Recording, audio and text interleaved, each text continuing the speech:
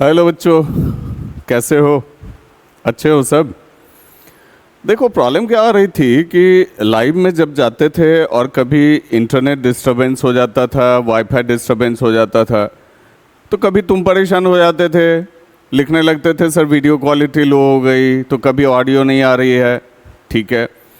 और लेक्चर जब यूट्यूब पे अपलोड होता था तो उसमें भी क्वालिटी लो हो जाती थी बेटा, तो फिर बाकी बच्चों को तो पढ़ने में भी परेशानी होगी। ठीक है। तो ऐसा करो कि जितने भी लेक्चर्स आ रहे हैं उसको प्रीमियर के थ्रू पढ़ लो। लाइव चैट का तो ऑप्शन है ही, चैट कर ही सकते हो, मैं तुम्हारे चैट्स देख लूँगा। अगर कोई एनसीईआरटी रिलेटेड तुम्हारा कोई क्वेश्चन होगा तो वो भी देख लूँगा, अगले लेक्चर में शामिल कर दूँगा। और जब कभी भी क्वेश्चन आवर होगा, चाहे वो एनसीईआरटी से हो, एनसीईआरटी एग्जाम्पलर से हो, क्वेश्चन आवर्स बेटा हम लिया, ऑब्जेक्टिव क्वेश्चंस हो, असर्शन रीजन जो आने वाले समय में प्लान में है। ठीक है। तो वो सारे के सारे सेशंस में लाइव कर दूंगा। पढ़ने वाले जितने भी सेशंस हैं, लेक्चर्स के जितने भी सेशंस हैं, वो आप प्रीमियर से अटेंड कर लो बेटा। ओके, तो आज की क्लास स्टार्ट करते हैं। आज हम लोग जो है एक्सक्रीशन पढ़ने जा रहे हैं बेटा।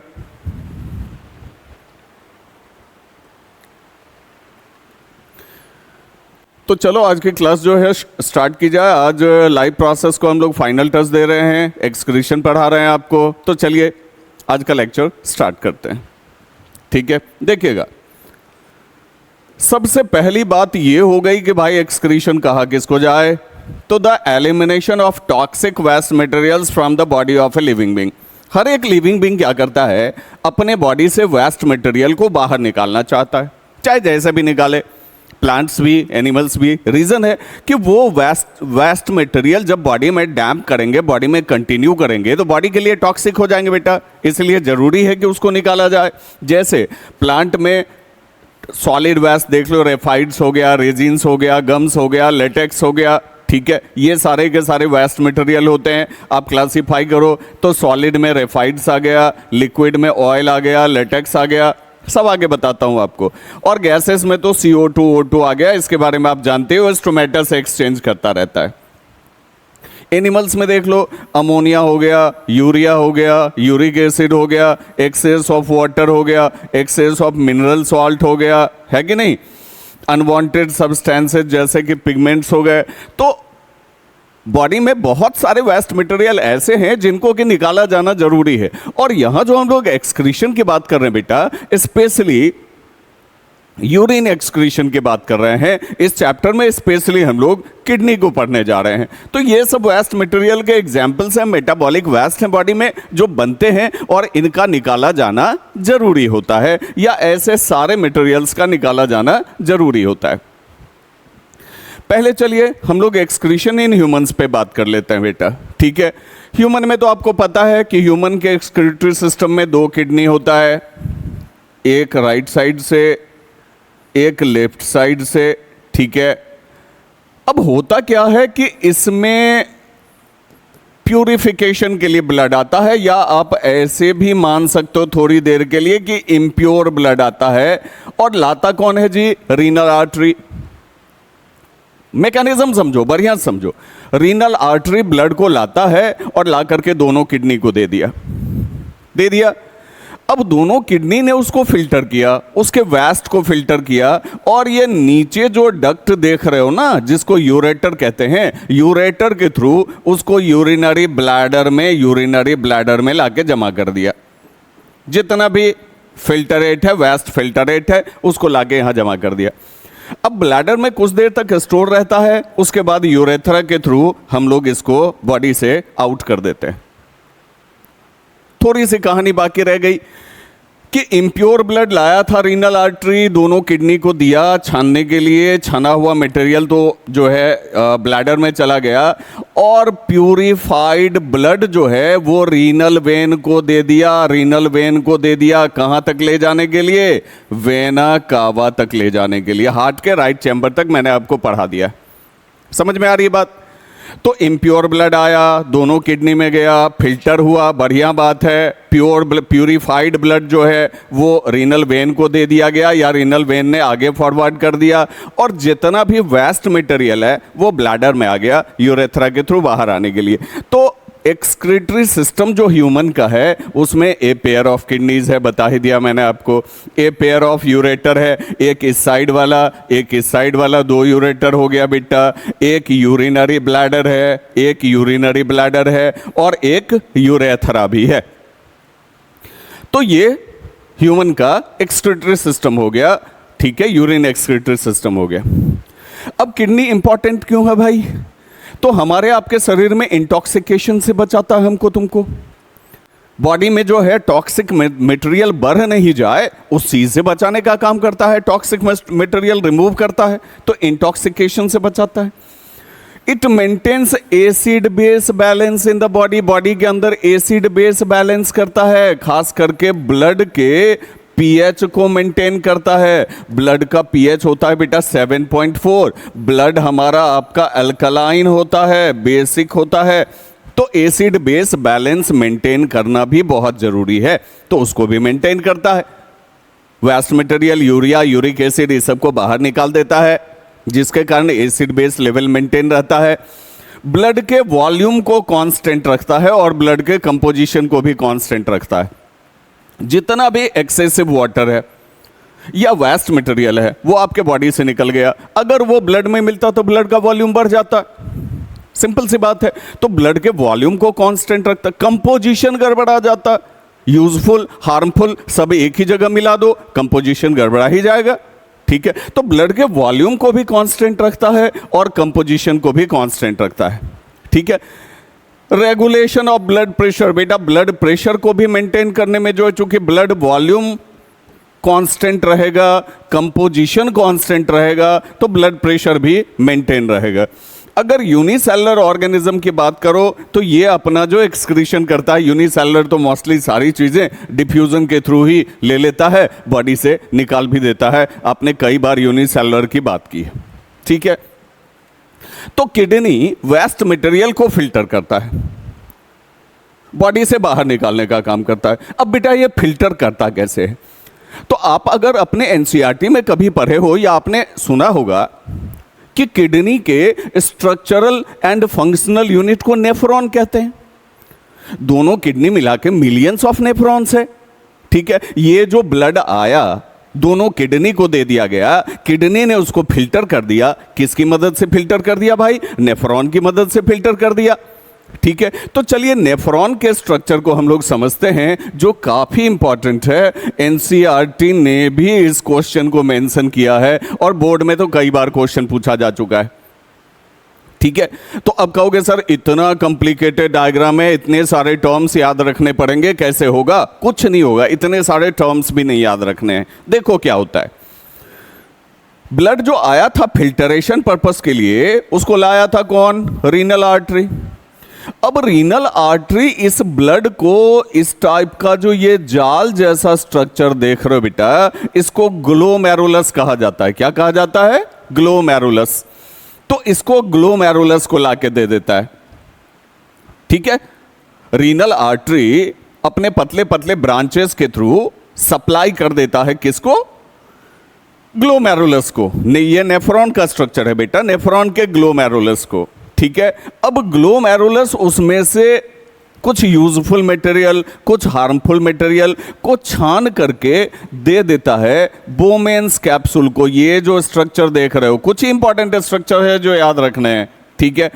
तो बोमेन्स कैप्सूल को दे देता है। अब कहोगे सर समझ में नहीं आ रहा है, ठीक है, कैसा कैसा नाम सब है, ठीक है। रुको बेटा, पार्ट बाय पार्ट इसको समझा देता हूं, फिर कंबाइन करता हूं, सारी बातें समझ में आ जाएगी। देखो पहले हम लोग ग्लोमेरुलर फिल्ट्रेशन देखते हैं, ठीक है। ब्लड आया, इंप्योर ब्लड, कुछ देर के लिए मान लो इंप्योर ब्लड आया, ब्लड विथ इंप्योरिटीज आया, और ये आकर के जो है, ये आकर के इस टाइप के रेटिकुलेटेड स्ट्रक्चर में पहुंच गया, जिसको हम लोग ग्लोमेरुलस कहते हैं। ग्लोमेरुलस कहते हैं। अब ग्लोमेरुलस इसमें से कुछ मैटर को छानता है, जो मैटर डिफ्यूज करके बेटा इस टाइप के, ये जो कप शेप्ड स्ट्रक्चर है, इस टाइप के स्ट्रक्चर में चला जाता है, इस टाइप के स्ट्रक्चर में जमा हो जाता है।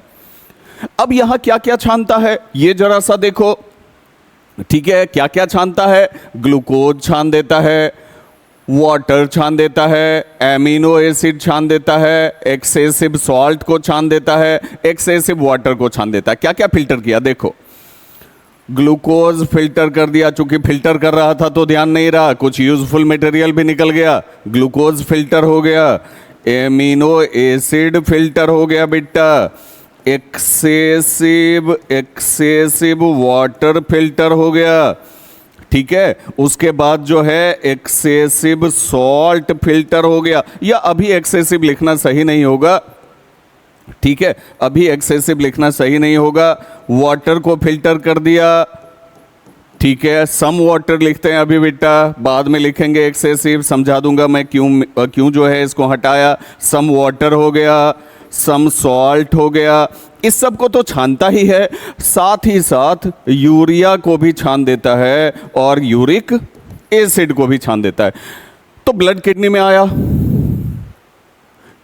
ठीक है, नेफ्रॉन में आ गया। नेफ्रॉन में कहाँ आ गया भाई? ग्लोमेरुलस में। ग्लोमेरुलस ने छान दिया मटेरियल को और छान करके किसको दे दिया? बोमेन्स कैप्सूल को दे दिया। बढ़िया बात है। अब बोमेन्स कैप्सूल क्या करती है देखो, फिर से देख लो। ब्लड आया था फिल्टरेशन के लिए, ग्लोमेरुलस में आया, ग्लोमेरुलस ने छान दिया, अब छान करके इस टाइप के स्ट्रक्चर को दे दिया जिसको आप बोमेन्स कैप्सूल कहते हो, ठीक है। अब बोमेन्स कैप्सूल का ये आगे वाला जो हिस्सा देख रहे हो बेटा, इसको ट्यूब्यूल कहा जाता है, ट्यूब्यूल कहा जाता है। अब ये सारे मटेरियल जो यहां छन गए थे, सारे मटेरियल्स जो यहां छन गए थे, अब ये छने हुए मटेरियल आगे जा रहे हैं, छने हुए मटेरियल आगे जा रहे हैं, आगे जा रहे हैं, आगे जा रहे हैं, ठीक है। अब क्या होता है ना, तब तो कहोगे तब तो सारा का सारा यूजफुल मटेरियल भी निकल जाएगा ना बाहर सर। नहीं बेटा, ये जो ट्यूब्यूल है, आगे स्ट्रक्चर में दिखाता हूं, इसके चारों तरफ लिपटा हुआ रहता है ब्लड कैपिलरीज। ब्लड कैपिलरीज जो क्या करता है, सारे यूजफुल मटेरियल को रीअब्जॉर्ब कर लेता है। क्या करता है? ऑल ग्लूकोज को रीअब्जॉर्ब कर लेता है, सारा ग्लूकोज निकाल लेता है। ऑल एमिनो एसिड्स मतलब प्रोटीन हो गया ना, इसको भी रीअब्जॉर्ब कर लेता है। और देख लो, कुछ वाटर भी रीअब्जॉर्ब हो जाएगा, कुछ सॉल्ट भी रीअब्जॉर्ब हो जाएगा, और बाकी मटेरियल जो है वो आगे की तरफ बढ़ता चला जाएगा और यूरिन कलेक्टिंग डक्ट तक पहुंच जाएगा। ठीक है, समझ में आ गई बात? अब देखो, अब इस डायग्राम को समझो, अब समझ में आएगा। आर्टरी ने सप्लाई कर दिया किडनी को, ठीक है। अब किडनी में ब्लड प्यूरिफिकेशन के लिए कहां आ रहा है जी? ग्लोमेरुलस में। ग्लोमेरुलस उसको छान करके बोमेन्स कैप्सूल को दे रहा है, और बोमेन्स कैप्सूल इसको ले जा रहा है, बोमेन्स कैप्सूल इसको ले जा रहा है, कलेक्टिंग डक्ट की तरफ लेके जा रहा है। ठीक, बढ़िया बात है। अब ये जो कैपिलरीज लिपटी हुई हैं, ये सब के सब क्या करती हैं? सारे यूजफुल मटेरियल को रीअब्जॉर्ब कर लेती है। ये लूप ऑफ हैनले है। यहां इसका जो आप देख रहे हो, ये जो बोमेन्स कैप्सूल से ट्यूब्यूल निकला, ये जो सबसे बड़ा लूप बनाता है बेटा, इसको लूप ऑफ हैनले कहते हैं। यहां रीअब्जॉर्प्शन बहुत ज्यादा होता है, रीअब्जॉर्प्शन बहुत ज्यादा होता है यूजफुल मटेरियल का।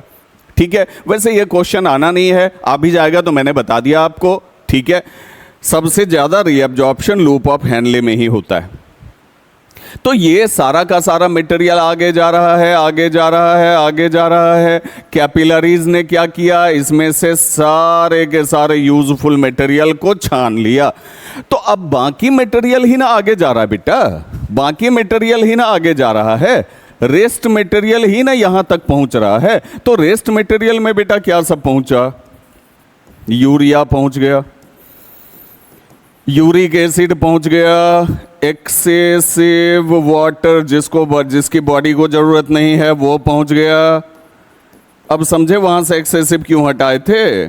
एक्सेसिव सॉल्ट पहुंच गया, और ये सब मिल करके क्या बना दिया बेटा, यूरिन बना दिया, जो इस कलेक्टिंग ट्यूब में, कलेक्टिंग डक्ट में आके जमा हो जाता है और यहां से हमारे आपके यूरेटर के थ्रू, ठीक है, ब्लैडर में भरता है और फिर यूरेथ्रा के थ्रू बॉडी से बाहर निकल जाता है। समझ गए नेफ्रॉन कैसे काम करता है, किडनी कैसे काम करती है, समझ में आ गई बात। अगर कहीं भी रिवीजन की जरूरत होगी तो फिर से वीडियो को जो है रिवाइज करके देख लीजिएगा, लेक्चर को रिवाइज करके देख लीजिएगा। अब देखो बेटा, होता क्या है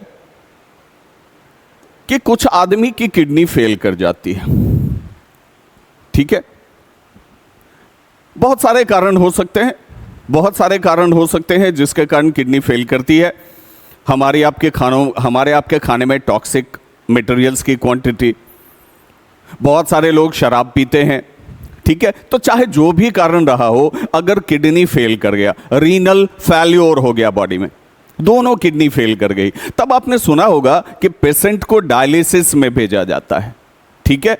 तो डायलिसिस में क्या होता है, डायलिसिस को आप आर्टिफिशियल किडनी कह सकते हो, क्योंकि किडनी के जगह पर किडनी के जैसे काम करता है।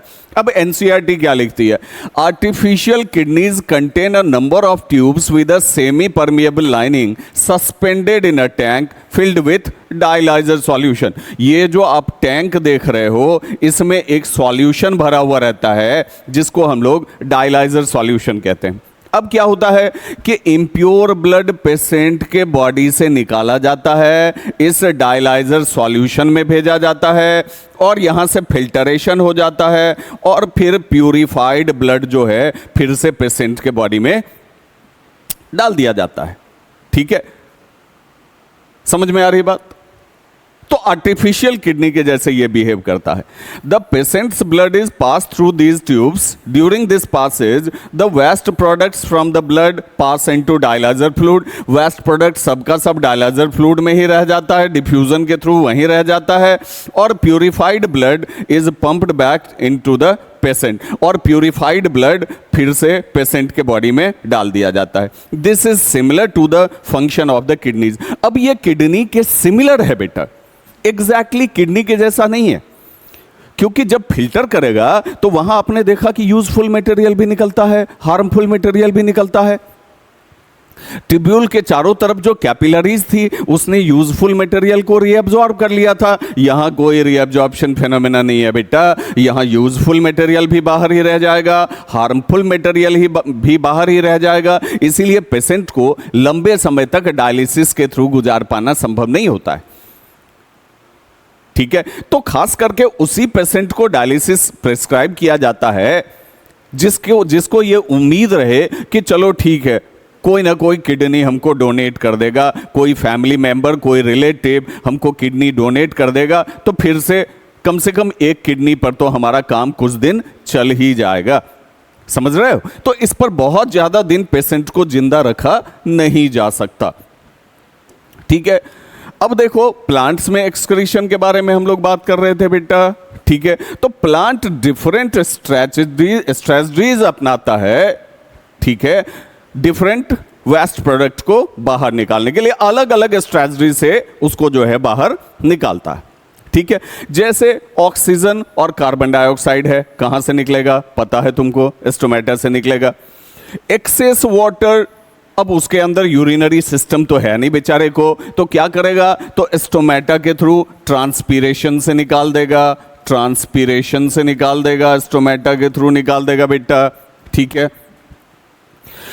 कुछ वेस्ट मटेरियल को अपने ओल्ड पार्ट में भी जमा कर लेता है, ओल्ड लीव्स में जमा कर लेगा, बार्क में जमा कर लेगा, और जिस पार्ट में जमा करेगा उसको रिमूव कर देगा, तो वेस्ट मटेरियल वैसे भी निकल जाती है। लीफ में जमा कर लिया, लीफ रिमूव कर दिया, बार्क में जमा कर लिया, बार्क रिमूव कर दिया, तो वेस्ट मटेरियल वैसे भी निकल ही जाती है।